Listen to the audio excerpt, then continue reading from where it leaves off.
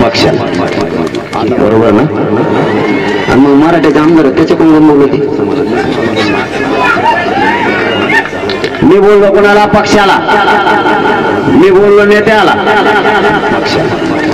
आणि मराठ्यांचे आमदार आणि मंत्री म्हणतात आमच्या नेत्याला कोण बोलला, करा त्याला अटक. आणि ह्याच आमदाराला आणि मंत्र्याला आम्ही याच्या अगोदर सांगितलं होतं नागपूरच्या अधिवेशनात सगळ्या सोयऱ्यांची बाजू मांडा. याच आमदारांना आणि मंत्र्याला सांगितलं होतं आता जे अर्थसंकल्पीय अधिवेशन होतंय त्याच्यामध्ये सगळ्या सोयऱ्यांची बाजू मांडा. आणि ह्याच आमदाराला आणि मंत्र्याला आम्ही तुमचं तोंड काय शिवले होते अधिवेशनात सगळ्या सोयऱ्यांची बाजू नाही मांडली. नेत्याला बोललो तर सगळे तुटून पडले. म्हणजे निवडून आणायला मराठी, त्याच्यामध्ये सगळ्या सोयरे मराठीचं आरक्षण कोण बोलायचं नाही. आणि तिकडून म्हणायचं आमच्या नेत्याला बोलला म्हणून बोलतो. तो नेता आहे का? जाती. नेत्याला बोललो तो सगळे तुटून पडले. आणि तुला ह्या मराठ्याने निवडून आणलं का? तो ह्या नेत्याने काय केंद्राकडून मतदान आणलं होतं काय?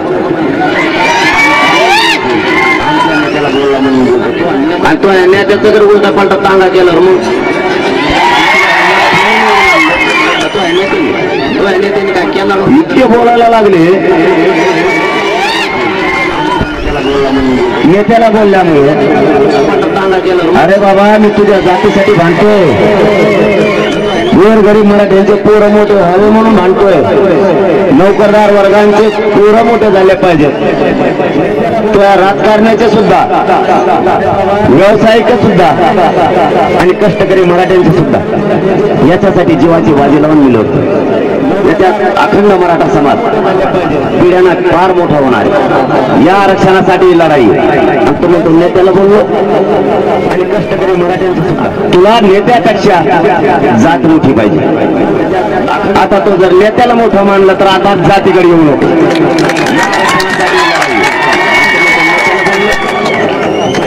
ही एक प्रयोग झाला. आता 2-4 दिवसापासून नवीन प्रयोग सुरू झाला. आपण ते बोर्ड नाही लावले का? मी आता सांगितलं पाठीमागच्या गावात आपण ते चलो म्हणले ते बोर्ड लावले. ही एक प्रयोग बोर्ड काढायला चालू केलं. आता 2-4 दिवसापासून काय होतं बोर्डवर लिहिलं दहशतवादी घडवण्यात येत आहे असं लिहिलं आहे त्याच्यावर. उद्या सकाळी चापाकापी सुरू असं लिहिलं त्याच्यावर. तुला अडचण काय चलो मुंबईची? त्याच्यावर काय लिहिलंय का? त्याच्यावर एखाद्या पक्षाचं चिन्ह आहे का? मग अडचण काय? सध्या काय आचारसंहिता लागली का? मग बोर्ड काढतो का? मग अडचण काय चलो मुंबईची? अरे तुम्ही त्या बोर्डवरचा फोटो काढता तर माझ्या मराठ्यांच्या हृदयातला फोटो काढणार का? आणि मी तुम्हाला फोटो शिकत नाही. त्यांचं एकच दुःख नाही मायबाप मराठ्यांना. मी त्यांना फोटो का नाही जोड ते म्हणते एवढी दिसत आपल्याला देतो नाही. आता नवीन डाव सुरू केला त्यांनी.